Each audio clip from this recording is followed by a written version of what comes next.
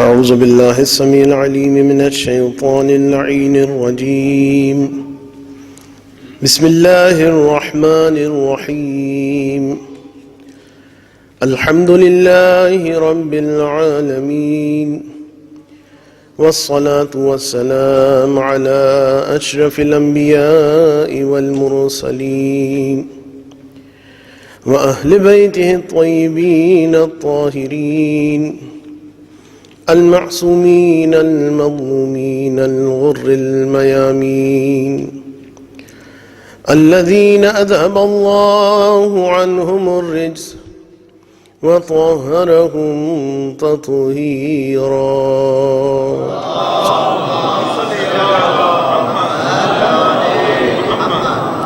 واللعنة الدائمة على أعدائهم أجمعين، لا سيما ظالمي وقاتلي فاطمة الزهراء عليها السلام. اللهم كن لوليك الحجة ابن الحسن صلواتك عليه وعلى آبائه في هذه الساعة وفي كل ساعة وليا وحافظا وقاعدا وناصرا ودليلا وعينا حتى تسكنه أرضك توعا وتمتعه فيها طويلا.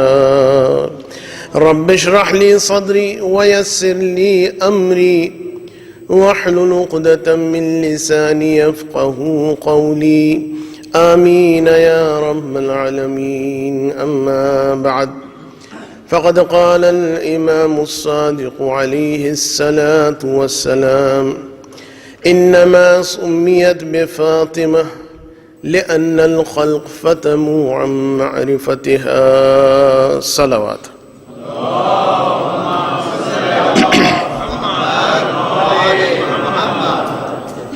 ایام فاطمیہ کے اعتبار سے آج شب شہادت کی مجلس ہے، اور امام ششم کی اس حدیث منورہ کو سرنامہ کلام بناتے ہوئے مختلف مراحل سے گفتگو گزری، اور مجھے اس بات کا پتہ ہے کہ بہت ساری باتیں کہ جن کو بیان کیا گیا وہ صرف اشارے کی حد تک ہی رہیں، تفصیل میں جانے کی نہ فرصت تھی اور نہ مناسب تھا۔ آج جو بات آپ کے سامنے بیان کرنا ہے وہ یہ کہ دیکھیے، اسلام نے بعض چیزوں کی جانب جو بہت تاکید کی ہے، ان میں سے ایک چیز وہ ہے کہ جسے مولا نے اپنے اس ارشاد میں بیان فرمایا ہے، اور وہ کیا ہے؟ خیر الامور اوسطھا۔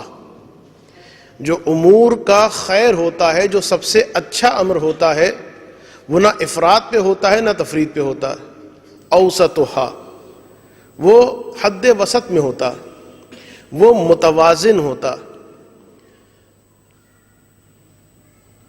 ایک چیز ہے تصویر اور ایک چیز ہے کارٹون۔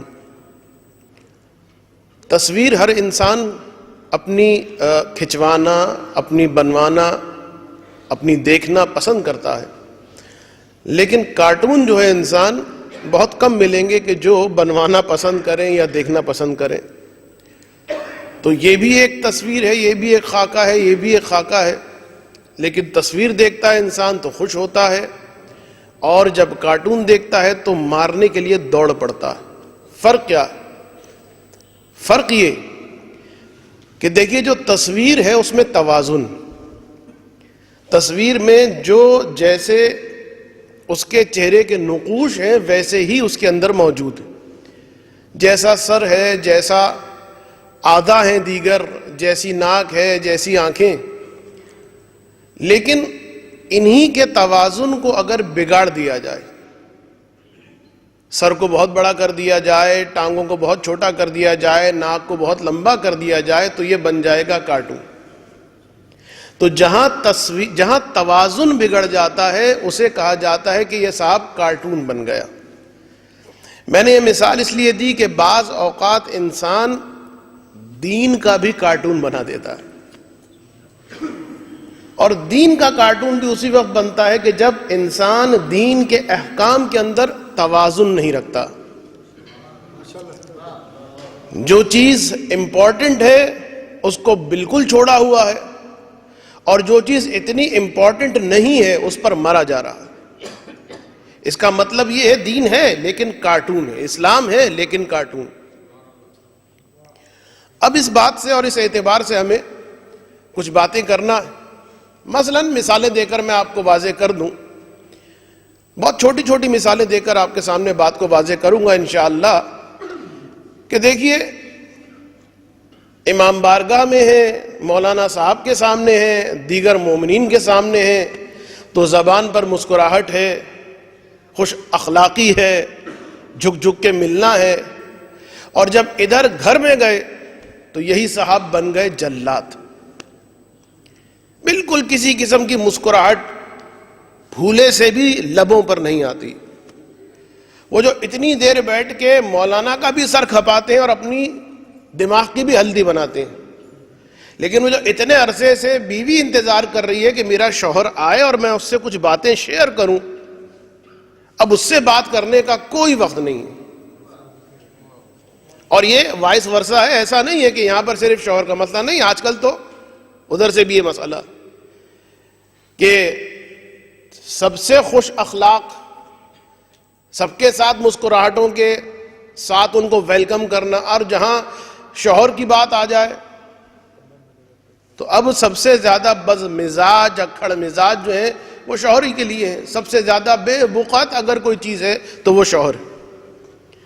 بہت چھوٹی چھوٹی باتیں ہیں کہ جن کو ہم توجہ نہیں دیتے، در حقیقت دیکھا جائے تو اتنی بڑی جو آپ کے سامنے یہ بلڈنگ بنی ہوئی ہے، یہ بہت چھوٹی چھوٹی اینٹوں کے ذریعے سے بنی، اور وہ اینٹیں بھی ایک خاص ترتیب کے ساتھ رکھی گئیں۔ لہٰذا بہت سارے لوگ جو ہیں ایک چھلانگ مارنا چاہتے ہیں تقوی کے لیے، تقرب الہی کے لیے، نہیں، پہلے چھوٹی چھوٹی غلطیوں کو درست کرو، اور ان غلطیوں کو ریکٹیفائی کرنے کے بعد انشاءاللہ پھر خدا تمہارا ہاتھ خود تھامے گا۔ تو ایک مثال یہ،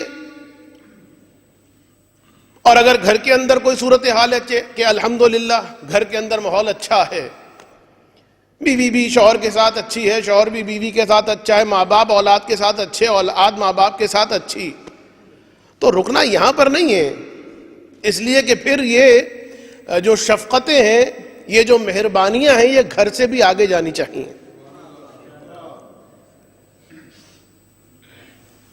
ایک مومن اگر پریشان ہے، ہمیں اس کے بارے میں کوئی فکر نہیں ہے، بہت ہوا تو دعا مانگ لی،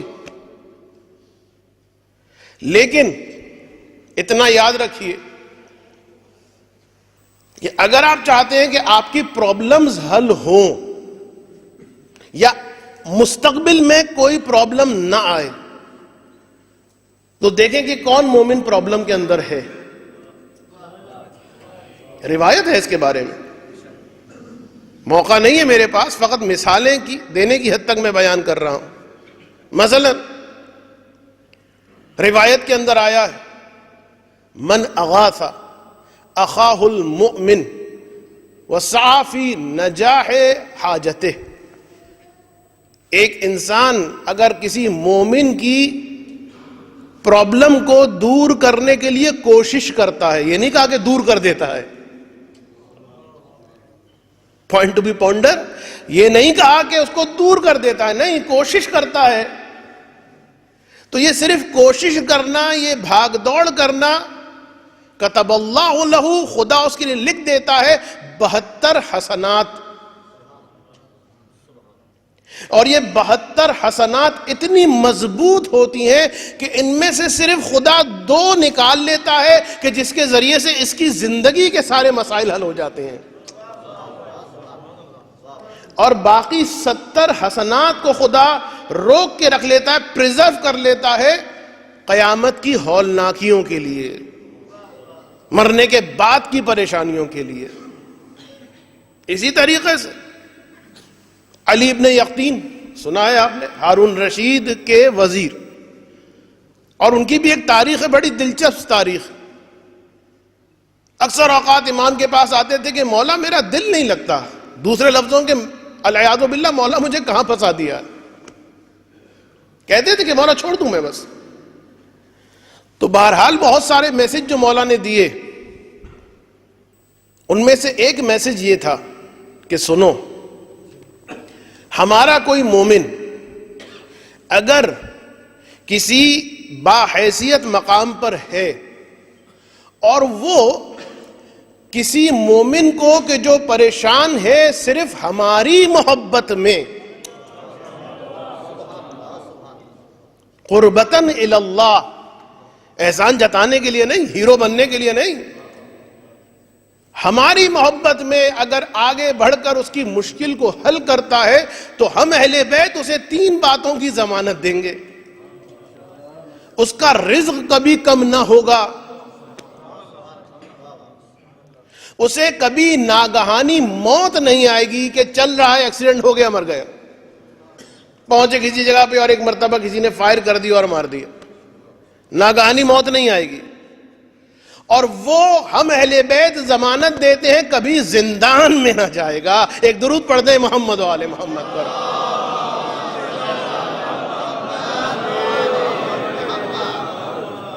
البتہ اس بات کو تو یقیناً ذہن میں رکھنا ہے کہ اسلام کبھی بھی، یاد رکھیے گا، ایسا ایثار کبھی اس کی ڈیمانڈ نہیں کرتا کہ اس ایثار کے چکر میں آپ خود پھنس جائیں. نو، ایسی ڈیمانڈ اسلام نہیں کرتا. ایسے صدقے اور خیرات کی ڈیمانڈ اصلاً نہ صرف یہ کہ کرتا نہیں ہے، پسند نہیں کرتا کہ تمہارے گھر والے بھوکے ہوں اور تم معاشرے کا پیٹ بھر رہے ہو. تفصیلی باتیں ہیں لیکن اس وقت میرے پاس موقع نہیں ہے. تو گھر والوں اور گھر والوں سے پھر مومن. اور اسی طریقے سے ہم دیکھتے ہیں توازن بگڑا ہوا.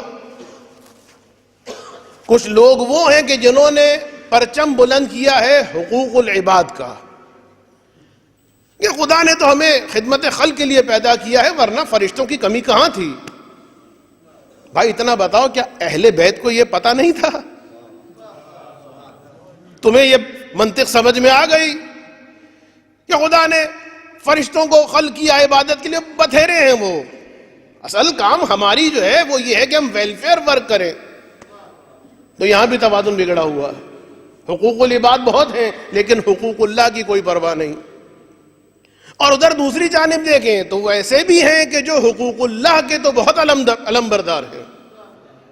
نمازیں بھی ہو رہی ہیں، روزہ بھی رکھا جا رہا ہے، لمبی لمبی تسبیحاں بھی پڑھی جا رہی ہیں، لیکن ان سے زیادہ بد اخلاق کوئی اور نہیں ہے وہ خاندان میں.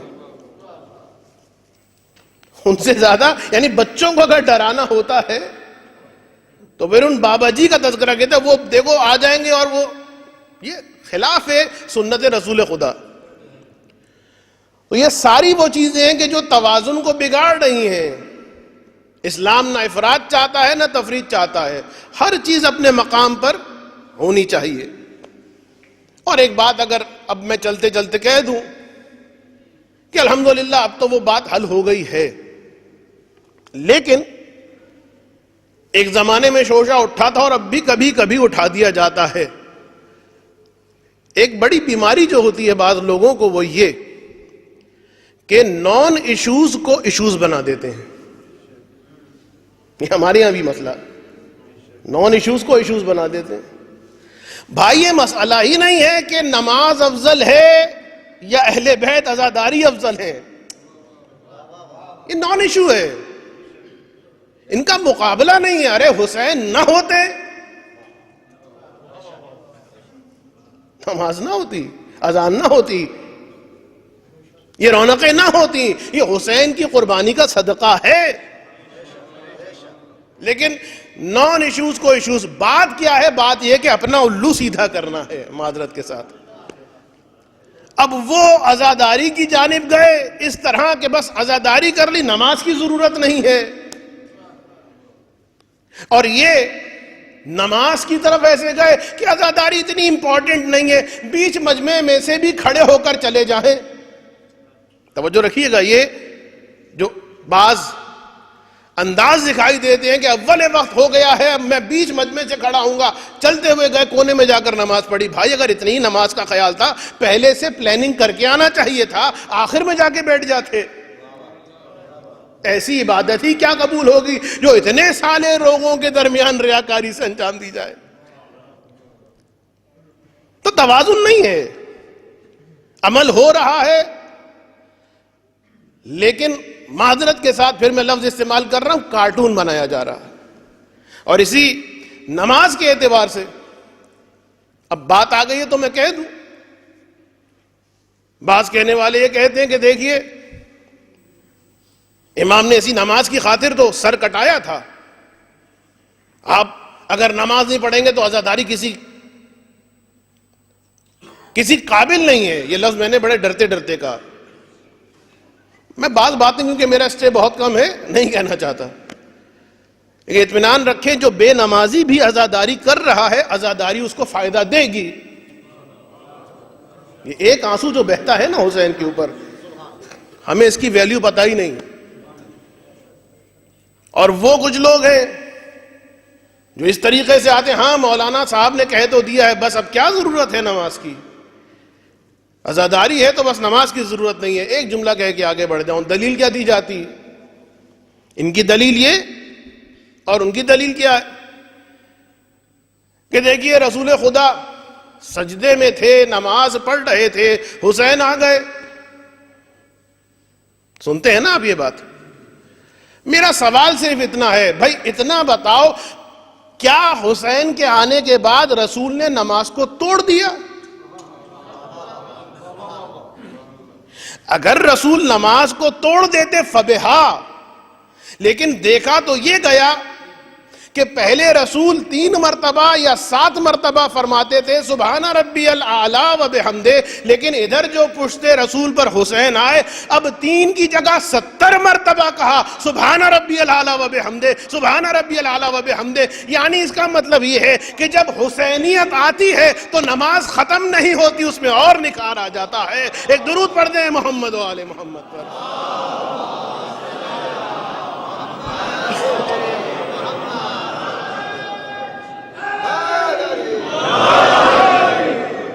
دونوں افراد و تفرید ہیں بھائی، یہ نافہمی ہے دین کی۔ بہت ساری باتیں، بہت ساری مثالیں، بس اتنا ہی کافی ہے۔ تو اس نماز اور عزاداری کے اعتبار سے بہترین نمونہ اگر ہے تو میں نے آپ کے سامنے بتایا، بکائین میں اگر کسی کا شمار ہوتا ہے تو ایک ہیں چوتھے امام۔ بہترین ان سے زیادہ بڑھ کر کون ہوگا عزادار حسین کا؟ 35 سال گریہ کیا ہے، تو سب سے بڑے گریہ کرنے والے بھی ہیں اور سید الساجدین بھی ہیں۔ ایک درود پڑھ دیں محمد و آل محمد پر۔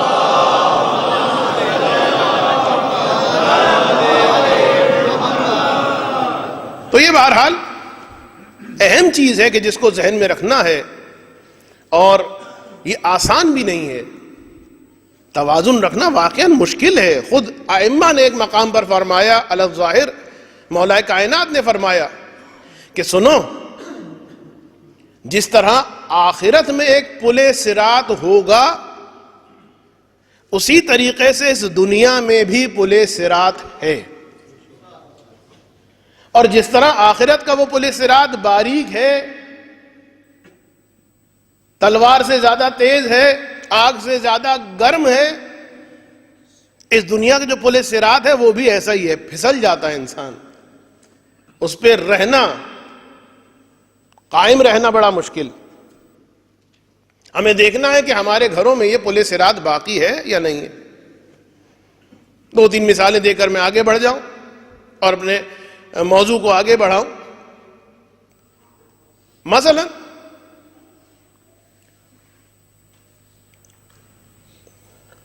ساس اور بہو کا جھگڑا، اور درمیان میں بیچارہ شوہر، ایک جانب ہے ماں اور دوسری جانب ہے بیوی، اس کو اذیت دے نہیں سکتا، اس کی حق تلفی کر نہیں سکتا. وہ بھی دامن کھینچ رہی ہے, یہ بھی دامن کھینچ رہی ہے, کرے تو کیا کرے؟ مشکل ہے, بہت آسان نہیں. اور ادھر ساس, بہو اگر کچھ غلطی کر رہی ہے, غلط کام کر رہی ہے, مسٹیک کر رہی ہے, آپ کے مزاج کے مطابق اس نے کچھ نہیں کیا, تو جس طرح آپ اس کو اصلاح کی غرض سے اس انداز میں ڈانٹ دیتی ہیں, کیا اپنی بیٹی کے ساتھ بھی یہ رویہ کرتی ہیں؟ بیٹی کے معاملات میں تو اگنور, بچی ہے کوئی بات نہیں, ابھی سیکھ رہی ہے, وہ بھی تو کسی کے گھر کی بچی ہے, سیکھنے کی پوزیشن میں ہے. اور آپ بھی تو ماں کے پیٹ سے سیکھ کر نہیں آئی تھی. تو اگر بہو ہے, اس نے مسٹیک کی ہے, اصلاح کی رگ جو ہے وہ پھڑک اٹھتی ہے, کیا بیٹی کے ساتھ بھی ایسا کیا جاتا؟ اور اگر ساس کچھ کہہ دے اور آپ ناک پھلا کر بیڈ روم لاک کر کے ناراض ہو کے بیٹھ جائیں, یہی جملہ اگر آپ کی ماں کہتی تو کیا اس وقت بھی آپ کا یہی ری ایکشن ہوتا تھا, یا یہ کہتی تھی ماں ہے, جو کچھ کر رہی ہے محبت میں کر رہی ہے, وہ بھی ایک ماں ہے, یہ بھی ایک ماں ہے؟ تو بھائی کہنے کا مطلب یہ ہے کہ یہ باتیں بہت اہم ہیں, ان پر اتنی زیادہ تفصیل سے میں اس لیے بات نہیں کر پاؤں گا کیونکہ میرا موضوع اسی کو اہل بیت کی سیرت کے ساتھ آگے بڑھانا. تو مشکل ہے, آسان نہیں. یہ پل صراط جو گھروں میں ہے, اس کو قائم رکھنا آسان نہیں ہے کہ خداوند عالم. ایک جملہ میں ہمیشہ کہتا ہوں, ایک جملہ سنیے گا پلیز, اکڑ کر, سینہ پھلا کر رشتوں کو توڑ دینا یہ ایک دیہاتی بھی کر سکتا ہے. توجہ رکھیے گا. شور مچا کے, چیخ چلا کر رشتوں کو توڑ دینا, ناراض ہو جانا, صلہ رحم توڑ دینا, یہ ایک دیہاتی بھی کر سکتا ہے. شرافت انسانی کا تقاضا یہ ہے کہ رشتوں کے ان نازک بندھنوں کو پوری بردباری کے ساتھ باندھے رکھنا. اس کا مطلب ہے کہ یہ انسان ہے, اس کا مطلب ہے کہ یہ پڑھا لکھا ہے, اس کا مطلب ہے کہ یہ جاہل نہیں ہے. بہت سارے پڑھے لکھے میں نے دیکھے کہ جو جاہلوں والی حرکتیں کرتے دکھائی دیے, اور بہت ساری جاہل عورتیں دیکھی کہ جو پڑھے لکھوں والی حرکتیں کرتی دکھائی دیں. پی ایچ ڈی کیا ہوا ہے, گھر جہنم بنا ہوا ہے, اور وہ دیہات کی عورت ہے, گھر کو جنت بنایا ہوا ہے. غلطی صرف ایک ہے, وہ شوہر جو تھکا ہوا آتا ہے, شکایتوں کی لسٹ.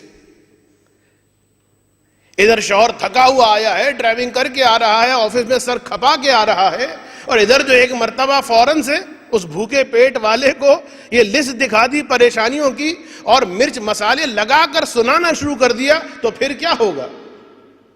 لیکن وہ جاہل جانتی ہے بھوکے پیٹ ہے, پہلے اس کا پیٹ بھر دوں, اس لیے کہ جو خالی پیٹ ہوتا ہے وہ چڑچڑا ہوتا ہے. اس کو کھانا کھلایا, اس کے لیٹنے کا انتظام کیا, اور پھر دیکھا کہ اب اگر کچھ فریشنس آ گئی ہے تو اچھے انداز میں, شکایت کے انداز میں نہیں, مشورت کے انداز میں کہ بھائی ایسا ہوا, تم بتاؤ کیا مشورہ ہے. وہاں گھر جہنم بن جائے گا, یہاں گھر جنت بن جائے گا. ایک درود پڑھ دیں محمد و آل محمد پر.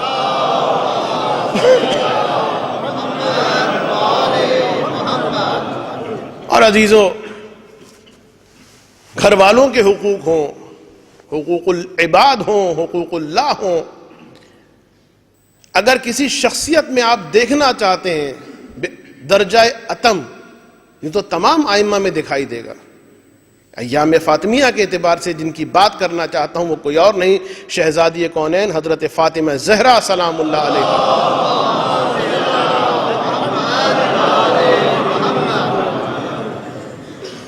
عبادت کا عالم یہ کہ آپ کو میں نے بتایا کہ خداوند عالم فرشتوں سے کہتا ہے یہ جو نور تم دیکھ رہے ہو زمین سے آ رہا ہے، آسمان کو منور کر رہا ہے. یہ میری کنیز فاطمہ محراب عبادت میں کھڑی ہو گئی ہے، اس کی پیشانی سے یہ نور ساطع ہو رہا ہے. عبادت ایسی ہے. لیکن یہ ساری رات کی عبادتوں کا مطلب یہ نہیں کہ اب گھر گندا پڑا رہے. ہائے ہائے. پھر یہی فاطمہ ہے. گھر والوں کی خدمت کس طرح سے، بس ایک منظر بیان کرنا چاہتا ہوں کہ یہی فاطمہ ہے. صبح سے فاطمہ کو بخار اور فاطمہ نے گھر کے سارے کام کر لیے. بخار کی حالت میں گھر کے سارے کام کر لینا. فاطمہ کے کام کیا ہیں گھر کے؟ ایک کام ہے چکی پیسنا. اور گرمیوں میں حالت شہزادی کی یہ ہو جاتی کہ ایک مرتبہ رسول خدا ملنے کے لیے آئے. فاطمہ نے دیکھا میرا بابا آیا ہے، اپنے ہاتھوں کو چادر کے نیچے چھپا لیا. بس ایک مرتبہ رسول خدا نے دیکھا کہ آج خاص اہتمام ہو رہا ہے. میرے نگاہوں سے فاطمہ میری بیٹی اپنے ہاتھوں کو چھپا رہی ہے. بیٹا کیا بات، ہاتھوں کو کیوں چھپا رہی ہو؟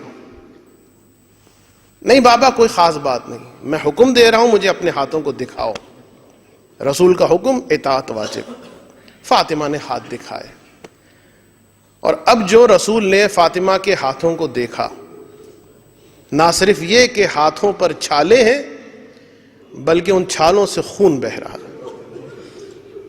ایک عام باپ اپنی ایک عام بیٹی کے گھر میں جائے اور بیٹی کی یہ حالت دیکھے تو اس کے دل پر کیا گزرے گی؟ کجا یہ کہ فاطمہ جیسی بیٹی ہو اور رسول جیسا باپ ہو کہ جن کے لیے یہ دنیا خلق کی گئی. بیٹا یہ تمہارے ہاتھوں کی حالت کیسے ہو گئی؟ کہا بابا کچھ نہیں، بس جب چکی چلاتی ہوں تو یہ تھوڑے بہت زخم پڑ جاتے ہیں. میں کیا کہہ رہا ہوں، آج صبح سے فاطمہ کو بخار ہے. فاطمہ نے گھر کے کام مکمل کر لیے ہیں. ایک کام کیا ہے؟ اسی بخار کی حالت میں فاطمہ نے چکی چلائی. فاطمہ کا دوسرا کام کیا؟ کنویں سے، صحن کے کنویں سے پانی کو نکالنا. چکی سے جو آٹا پیسا ہے اسی آٹے کو گوندھ کر گھر والوں کے لیے روٹیاں بنانا. ابھی فضا نہیں آئی ہیں، گھر والوں کے لیے روٹیاں بنانا. علی کی سواری کے سامنے چارہ رکھنا اور اس کے بعد اسی چارے کے نیچے جو چمڑا ہے اسے جھاڑ کر حسنین کے لیے بستر بنانا. اور جس وقت چولہا جلاتی تھیں شہزادی کونین تو یہ تاریخ کا جملہ ہے کہ اتنی زحمت ہوتی تھی فاطمہ کو کہ دھوئیں کی وجہ سے کپڑے سیاہ ہو جاتے تھے بی بی کے. تو یہ نارمل حالات میں بھی کام کیے جائیں کتنے مشقت آمیز کام ہیں. اور آج صبح سے بخار ہے. شام ڈھلے جو علی گھر میں آئے دیکھا گھر کے سارے کام ہو چکے ہیں، بچے سو گئے ہیں، لیکن اب فاطمہ میں چلنے کی بھی سکت باقی نہیں رہی. ساری رات شہزادی بخار میں تڑپی ہیں، مولائے کائنات سرہانے بیٹھے ہیں، تیمارداری کی ہے. یہاں تک کہ رات کا سحر کا وہ وقت آیا کہ جس کے بارے میں روایت ملتی ہے کہ یہ وہ وقت ہوتا ہے کہ کتنا ہی بیمار کوئی شخص کیوں نہ ہو اسے کچھ دیر کے لیے سکون آ جاتا ہے. نماز شب سے کچھ دیر پہلے کا وقت. اور یہ وہ وقت ہوتا ہے کہ جسے کہا جاتا ہے جنت کا وقت، جنت کا موسم. کچھ دیر کے لیے سیدہ کی آنکھیں بند ہوئیں، علی مسجد کی جانب گئے. اس لیے کہ اس زمانے میں نماز شب حکم یہ تھا کہ مسجد میں پڑھی جائے. نماز شب کے بعد نماز با جماعت صبح کی، اور پھر اس کے بعد قرآن کی تدریس، احکام شریعہ کا بیان، اور سورج نکلنے کے قریب جو ہے سب نمازی اپنے گھروں کی جانب.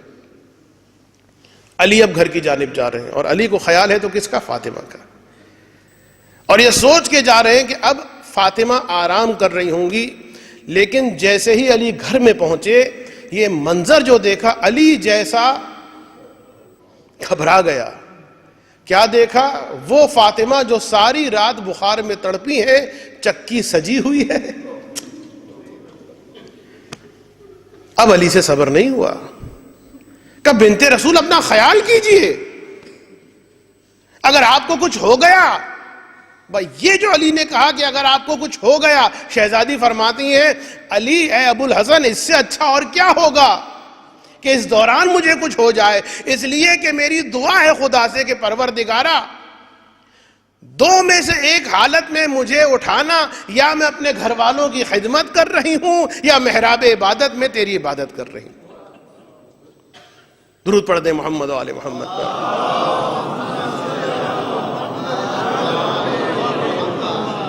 عبادت ایسی ہے.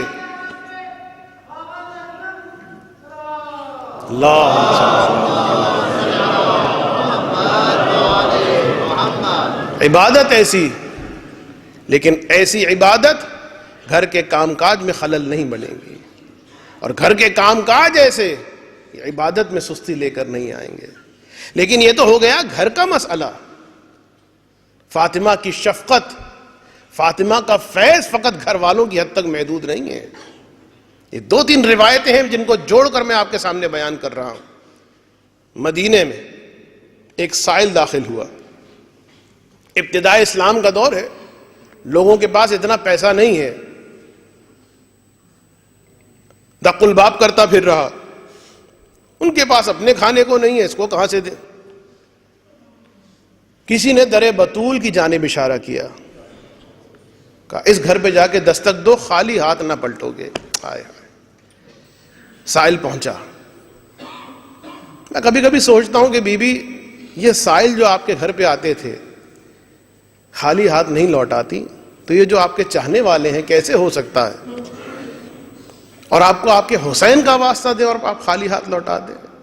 بس یاد رکھنا کبھی بھی بیوی سے کچھ مانگو اور نہ ملے تو سوچ لینا کہ اس میں تمہارا ہی کوئی فائدہ ہے. بس ایک مرتبہ سائل آیا، دق الباب کیا. اب جو فاطمہ کو پتا چلا کہ یہ کچھ مانگنے والا آیا ہے، بھوکا ہے، کچھ روٹی چاہیے. ایک دن سے تو فاطمہ کے گھر کا چولہا نہیں جلا. میں ایک جملہ کہتا ہوں عزیزو، یہ ہستیاں وہ ہیں جو علل آفرینش کائنات ہیں. یعنی یہ جتنا بڑا عالم ہے، یہ جتنے عالمین ہیں، کبھی سوچئے گا، کبھی ناسا کی سائٹ پہ جا کے دیکھیے گا کیسے کیسے سیارے اور کیسی کیسی چیزیں، یہ سب ان کے لیے بنی ہیں، یہ سب ان کے اشاروں پر چلنے والی ہیں. اور ان کا عالم یہ ہے 3 دن سے چولہا نہیں جلا. بس ایک مرتبہ گھر میں کچھ نہیں ہے تو کیا ہوا، سائل آ گیا تو اب خالی ہاتھ نہ لوٹے گا. مقداد کو یا سلمان کو، بنا بر اختلاف روایت، شیخ عباس قمی علیہ الرحمہ نے اس روایت کو نقل کیا، اس لیے کہ جملہ جو آ رہا ہے بہت سخت ہے، لہذا ریفرنس میں نے دے دیا. اپنی چادر دی اور کہا کہ دیکھو یہ میری چادر لے جاؤ، وہ جو شمعون یہودی ہے اس کے پاس گروی رکھوا دو، اور ایک وقت کی روٹی کا گندم جو ہے اس چادر کے عوض لے کر آ جاؤ. جب ابو الحسن آئیں گے تو وہ اس کی قیمت دے دیں گے اور چادر واپس لے لیں گے. گندم آ گئی، چادر چلی گئی، چکی پھر چلی، آٹا گوندھا، روٹی بنی.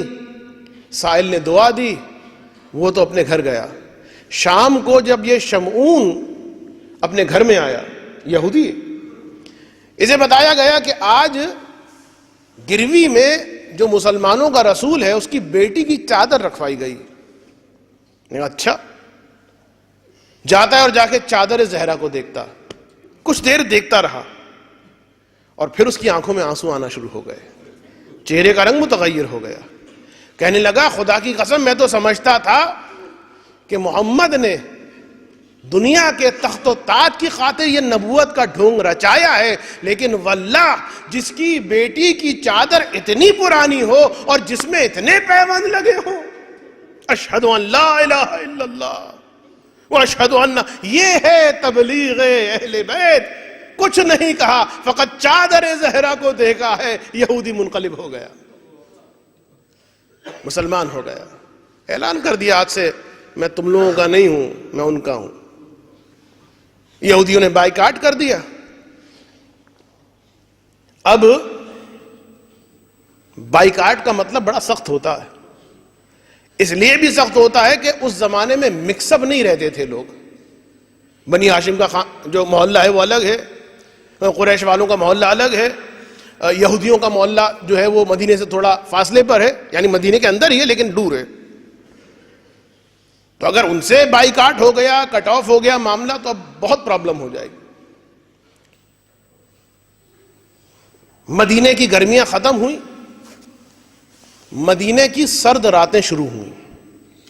مدینے میں جس طرح گرمیاں بہت زیادہ ہوتی ہیں، سخت، آپ جانتے ہیں، کسی کو جانے کا اتفاق ہوا تو مدینے میں سردیاں بھی جو ہوتی ہیں بڑی سخت ہوتی ہیں. سردیوں کی انہی راتوں میں ایک رات میں اس کی بیوی مر گئی.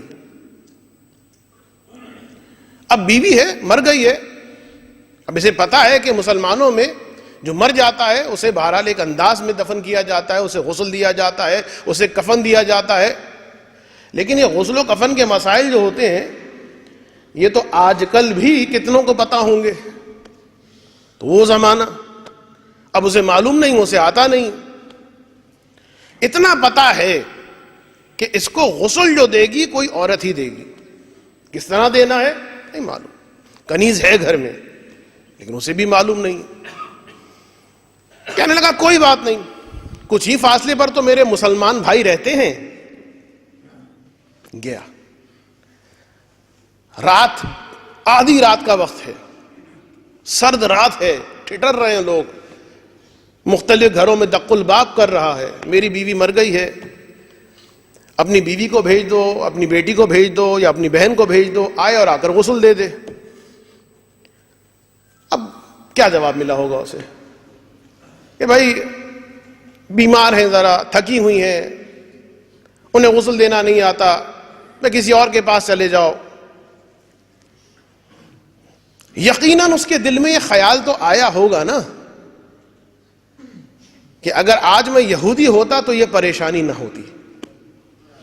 لیکن ہے مومن، اس طرح سے نہیں کہ بعض مومنین جو ہے جس وقت خمس دیتے ہیں اور اسی سال خدا نہ خواستہ کوئی نقصان ہو جائے، بس یہ خمس جو دیا ہے یہ العیاذ باللہ اسی کی نحوست ہے.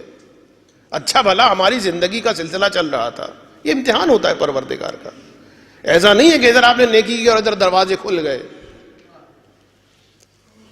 لیکن یہ مومن ہے، صبر کر رہا ہے. کسی نے جواب نہیں دیا. ذرا اس کی کنڈیشن کو سوچئے گا. آدھی رات ہے، بیوی کا انتقال ہو چکا ہے، لاشا گھر میں پڑا ہے اور وہ سر جھکائے بیٹھا ہے. اور تو کسی نے جواب نہیں دیا، لیکن یہ خبر کسی طریقے سے فاطمہ تک پہنچ گئی. ہائے ہائے ہائے، کہ وہ شمعون جو مسلمان ہوا تھا اس کی بیوی کا انتقال ہو گیا ہے اور کوئی نہیں گیا کہ جو اس کی بیوی کو غسل و کفن دے.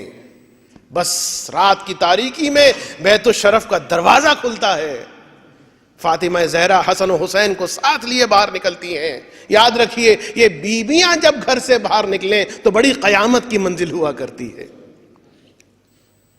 باہر نکلتی ہیں اور چلتے ہوئے گئی ہیں شہزادی کونین یہودیوں کے محلے میں. شمعون کے گھر کے پاس جا کر دق الباب کیا. شمعون کی کنیز نے دروازہ کھولا اور جب پتا چلا کہ یہ کون ہے، الٹے قدموں حیران پریشان آتی ہے، آقا جس رسول کا آپ کلمہ پڑھتے ہیں اس کی بیٹی فاطمہ ہمارے دروازے پر ہے. میں اتنا سننا تھا، ایک مرتبہ کنیز کے ذریعے سے پیغام پہنچایا، بی بی آپ نے کیوں زحمت کی؟ ایک جواب، زحمت نہیں ہے. اور ایک مسلمان، ایک مومن، اس کے گھر میں لاشا بے گور و کفن پڑا رہ جائے اور میں آرام سے سو جاؤں؟ فاطمہ سے برداشت نہیں ہوگا. غسل بھی دیا، کفن بھی دیا، اور پھر فرمایا کہ تمہارا یہ لاشا جو ہے، یہ تمہارا بیوی کا جو جنازہ ہے، یہ آمادہ تدفین ہے۔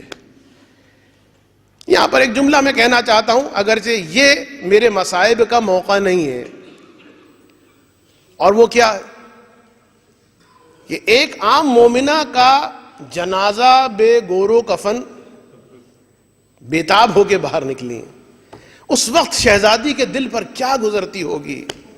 کہیں پر حسین کا لاشا ہے، کہیں پر اکبر کا لاشا ہے۔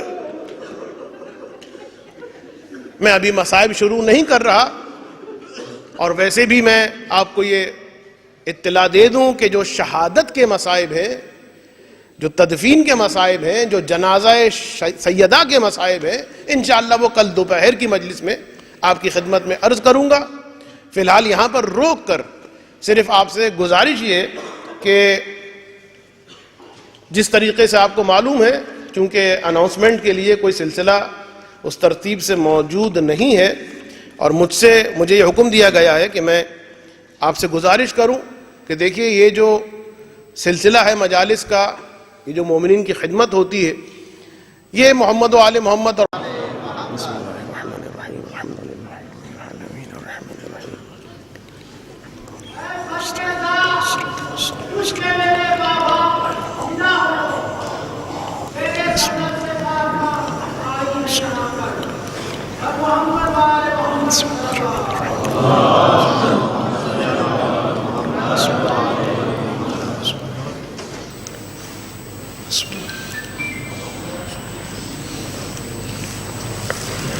درود پڑھ دیں محمد و آل محمد پر۔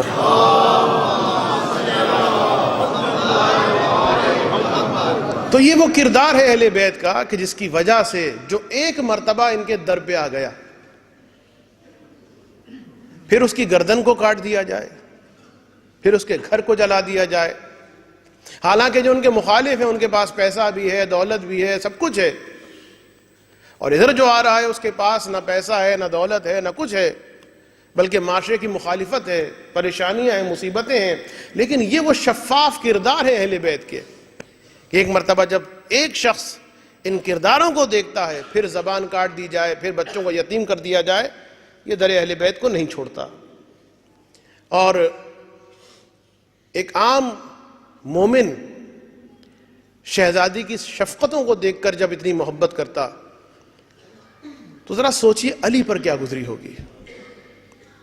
وہ جملہ آپ کو یاد ہے نا علی کا، نعم العون علی طاعت اللہ، فاطمہ بہترین مددگار ہے میری اللہ کی اطاعت کے لیے، اللہ کی فرما برداری کے لیے۔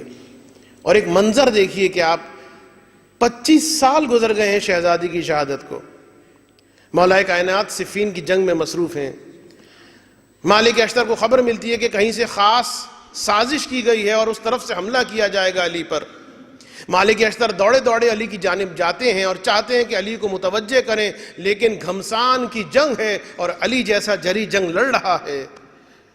مالک کی جرت نہیں ہو رہی کہ علی کو کہے، علی کو پکارے۔ قریب میں امام حسن موجود ہیں، امام حسن سے کہا کہ مولا یہ مسئلہ ہے، میری جرت نہیں ہو رہی کہ اپنے آقا کو صدا دوں۔ بس ایک مرتبہ امام حسن نے کہا بابا، علی نے جواب نہیں دیا، بابا علی، جواب نہیں دیا۔ اتنا دیکھا، ایک مرتبہ آقا حسن نے اپنا مزاج بدلا، کہا بابا آپ کو فاطمہ کی قسم، فاطمہ کا نام سنا، آنکھوں میں آنسو آ گئے، تلوار کو روکا، بیٹا تو نے فاطمہ کا نام لیا۔ یہ ہے محبت۔ اور صبر علی دیکھیے، یہ محبت علی ہے۔ صبر علی دیکھیے مظلومیت فاطمہ پر۔ ایک منظر دکھانا چاہتا ہوں، وہ شخص کے جس نے جناب حمزہ کو شہید کیا تھا، اس وحشی نے، بعد میں وہ اسلام قبول کر لیتا ہے، رسول کے پاس اسے لایا جاتا ہے کہ یا رسول اللہ یہ اسلام قبول کرنا چاہتا ہے۔ رسول نے پوچھا یہ کون ہے؟ کہا یہ وہ ہے کہ جس نے آپ کے چچا حمزہ کو شہید کیا تھا۔ رسول نے فرمایا ٹھیک ہے، تمہارا اسلام قبول ہے، لیکن اتنا کرنا، آج کے بعد میرے سامنے مت آنا۔ صبر علی کو سمجھیے، آج کے بعد میرے سامنے نہ آنا۔ کیوں؟ پوچھا گیا، کہا اس لیے کہ جب بھی اس کا چہرہ دیکھتا ہوں بوڑھا چچا حمزہ یاد آ جاتا ہے. ہائے علی پر سلام.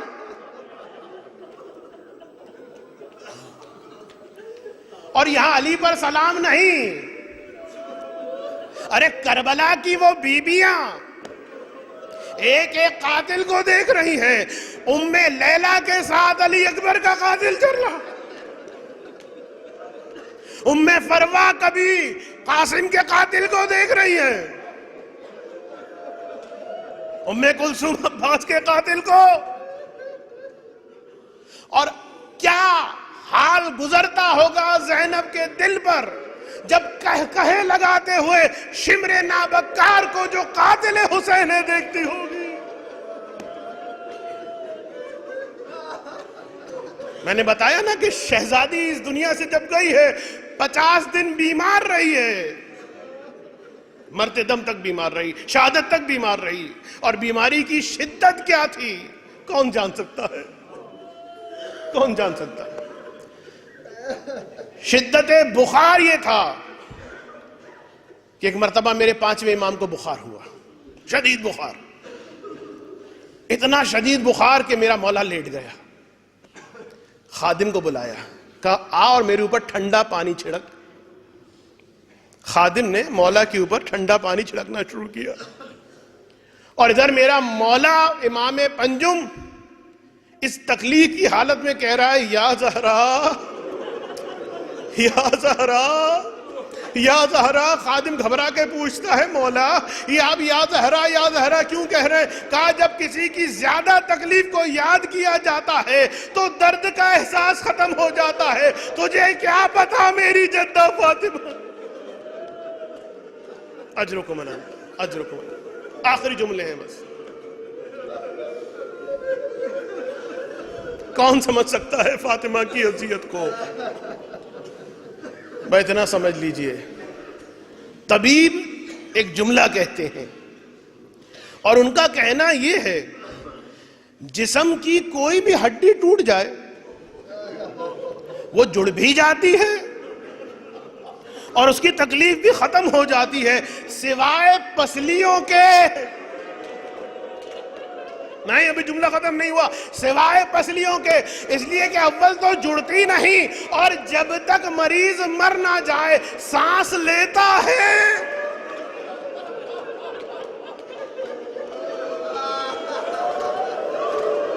سانس اس سے لیا نہیں جاتا. اسی لیے یہ میری شہزادی جس وقت محراب عبادت میں کھڑی ہوتی تھی نا تو اب انداز شہزادی کا بدل گیا. ارے ایک ہاتھ سے پہلو کو تھامتی، دوسرے ہاتھ سے دیوار کا سہارا لیتی. اللہ اکبر. اجرکم اللہ. بس آخری جملے. خدا آپ کو سوائے غم اہل بیت کے کسی اور غم میں نہ رلائے. دروازہ جلنا بڑی مصیبت کا عالم ہوتا ہے عزیزو. گھر میں آگ لگ جائے بڑی قیامت کا منظر ہوتا ہے، لیکن اگر کسی کے دامن میں آگ لگ جائے، یاد آ گیا نا کربلا کا وہ منظر. 900 نامحرم آگے بڑھے، بیویوں کے خیموں کو آگ لگائی گئی. اجازت لے کر بیویاں تو باہر کی جانب گئیں. جناب زینب سید سجاد کو سنبھال رہی ہے اور سکینہ پریشان ہے، کوئی میری جانب توجہ نہیں دے رہا. سکینہ کرے تو کیا کرے، ہر طرف آگ لگی ہوئی ہے. بس جلتی ہوئی قناعت سے سکینہ نے یا علی مدد کہہ کے جو قدم باہر نکالا، ارے دامن سکینہ میں آگ لگ گئی. حمید ابن مسلم دور بیٹھا ہے، ذہن میں رحم آ گیا، آگے بڑھ کے چاہتا ہے سکینہ کے دامن کو بجھائے. سکینہ جلال کے عالم میں کہتی ہے اے شیخ خبردار مجھ کو مت چھوؤ، کوئی نامحرم ہمیں چھو نہیں سکتا. میں کہوں گا بی بی یہ صرف آپ کے لباس کو چھو رہا ہے تو آپ کو اتنی اذیت ہو رہی ہے. مجھے نہیں پتا جب شمر نے پہلی مرتبہ تماچا مارا تھا تو تماچے کی تکلیف زیادہ تھی یا نامحرم کا ہاتھ مچھو.